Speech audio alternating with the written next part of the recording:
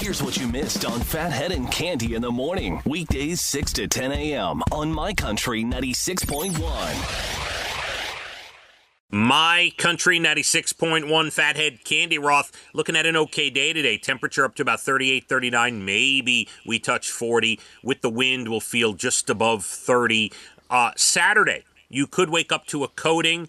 Doesn't look like anything crazy. Most of Saturday is fine. And Sunday looks great, 40 again. So the temperature's improving. Cande? That's very good news, especially with the weekend here. So thank you. Speaking of the weekend, this Sunday, I will have a daughter that turns 17 years old. 17. Luck. Yes, sweet Leah will be 17, and she's been a great girl. I mean, really, you've done a good job. She's smart and beautiful and seems to do the right things and does well in school. I would take this moment to turn around and pat yourself on the back. I have 3 amazing kids. They're fantastic. And I always said to myself over the years, if I can just not that I'm not going to be like my parents and worried about my kids for the rest of my life, but I always had this thing in my head that if I could get them to 17 making the right choices, thinking the right way, at a certain point, once they're able to drive, they're getting ready for college, you got to kind of let them fly out into the world, kid. You do. You know? You do. That's the bittersweet story of life. You have these kids, you love them to death, you want to be with them. Then but you're going to train them to be out on their own and be successful human beings. All the while not realizing that at some point they're going to catch on, leave, make their own lives, and you'll be sitting there saying, why don't I see my children more? So that's where we're at. Doing a good job could bite you on the butt. But I think it's the best way to go. Yeah, makes sense. 17-year-old on Sunday. I have not heard a lot about your granddaughter recently. I've been down for the count. I haven't been on social media or doing anything with my right hand, which is my dominant hand, but I'm feeling better. So we FaceTime now. There's a thing, and I know grandparents, parents will know what this is. It's called Tony's, and it's a box where you put a figure. It could be Elsa from Frozen. It could be a Sesame Street character. They have all kinds. And you put the little character on top of the box, and it sings and reads books and does all these interesting things. It's really very cool. So this is the hot trend with the toddlers. So at Christmas, I bought her the poopy one. So it's literally poop that you put on top of the Tony, and it teaches you how to poop in the bathroom. Oh, that is so cute. So she's been running around saying and laughing, Bubby bought me poop for Christmas. So yesterday, I said, what's your favorite, Tony? And she ran to her little setup, and she pulled out the poop. And we had a huge laugh over it. And I said, poop is always funny. And we cracked up. She goes, Bubby bought me poop. Oh, she's a sweet girl, Maeve. And with a sense of humor. Where does that come from? That has to be internally, you know what I mean? Like, you don't teach someone to be funny. All right, Long Island, I'll say it. She has her Bubby's sense of humor, okay? Oh, very sweet. I hope that didn't hurt so much to say. But you got to wonder, one kid is hysterically funny. Another could be very serious. It's interesting. And they could be in the same house with the same parents. I've got 3 completely different children in this house. Absolutely.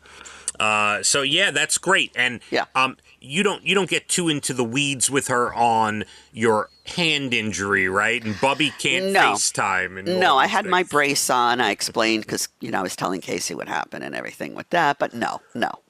All right. Because I don't think she'd care too much about that, honestly. She would run to the screen and kiss my boo-boo. Oh, very sweet. Oh, can't take it. Cande, it's National Houseplant Appreciation Day. Funny, you just said that. I was looking at my plants while we were talking, and I said, I got to water them. I love my plants. I try to take the best care I can of them. Keep them good, okay? Yeah. It's National Cut Your Energy Cost Day today. How do we do that? I'll tell you, I've been closing my back door blind and keeping a lot of the blinds closed. I find that'll keep the draft out. And the wind has been insane. Yeah. It's National Oysters Rockefeller Day today. Love them. All right. Those are cooked ones, right? Absolutely. It's Save the Eagles Day. We love the eagle. I heard something the other day, and it said we finally made the eagle the national bird. I thought that was done centuries ago. We were discussing that on this program. I don't know if you were in or out that day, but yes, they just put a bill through, Congress or whatever to actually make the eagle our national bird. It really isn't. It wasn't officially. I thought all these years it was. So Yeah. What was I thinking? And it's National Bittersweet Chocolate Day today. Very good for baking, not so good for eating. All right. Cande, a woman in Dallas reached out to thank Delta for helping her say goodbye to her mom, who passed away in October. She was trying to get to Bismarck, North Dakota to see her when her flight got delayed. So she would have missed her connection. But the pilot heard about it, got in touch with the next pilot, who agreed to hold the plane for her. They bumped her up to first class so she could get on faster. The second flight waited about an extra half hour. Her mom passed away the very next day. Oh. And she wrote online that Delta's kindness gave her 24 extra hours with her before she passed away.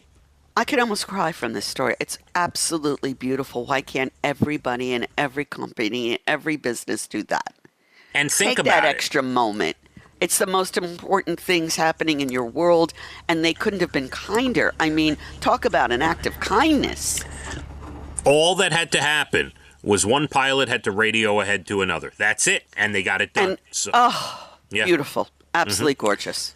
A couple in Canada who got married in 1968 just saw their wedding photos for the first time. What? Margaret and Barry Sharman didn't have enough money to buy their photos back then. They never even got to look at them. The photographer wouldn't give it to them, right? Wow. That's nasty. So one of Margaret's bridesmaids works at a museum now, and someone randomly donated the photos after buying them at a yard sale. That's I would have crazy. never thought to donate them. Ever. And they finally got them. Wow. Last one, speaking of weddings, a 23-year-old woman in Florida, Gianna Huber, is in the news after throwing a mini wedding for her grandmother, who's in hospice, Cande. Oh, they had a little wedding? Her real one was 4 months away, and she knew her grandmother wasn't going to make it. Oh, that's So- beautiful. This 23-year-old threw a little mock wedding in So her grandma could be there. in hospice where the grandma was. You're killing me with these stories today. Beautiful. I knew I'd get to you at some Oh, point, those two really. got me. All right. Have a great rest of your day, okay? You too. Stay warm. Stay happy. Little snow never hurt us. Go forth and prosper. Yeah, nothing crazy. We're going to be great today. Little warmer, touch warmer. Tomorrow, a coating. You might wake up to half-inch or less. Doesn't look nutty. Most of Saturday's fine. Sunday looks great. Phathead and Cande, My Country, 96.1. Phathead and Cande in the morning, weekdays 6 to 10 a.m. on My Country 96.1.